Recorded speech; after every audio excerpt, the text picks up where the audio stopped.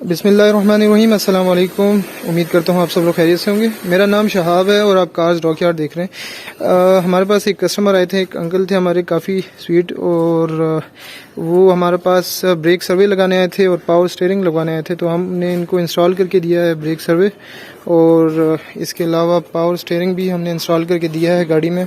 Break सर्वे किस तरह लगा वो मैं आपको उसकी कंप्लीट वीडियो शेयर कर दूंगा आपसे, किस तरीके से लगा, और टोटल कॉस्ट भी मैं आपको बता दूंगा।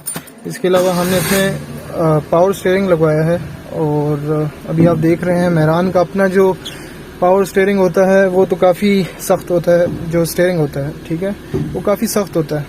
तो ये भी हमने इसको पावर स्टीयरिंग लगवाया है, और जापानीज़ का आल्टो का इसमें इंस्टॉल हुआ है, वो भी मैं आपसे शेयर मैंने किया हुआ है ऑलरेडी। जो मैंने अपनी गाड़ी रेडी की थी उसका कंप्लीट मैंने प्रोसीजर बताया हुआ है, पावर स्टीयरिंग किस तरीके से लगाते हैं। मैं आपसे डिस्क्रिप्शन में लिंक भी शेयर कर दूंगा, तो आप देख सकते हैं उसको, ठीक है।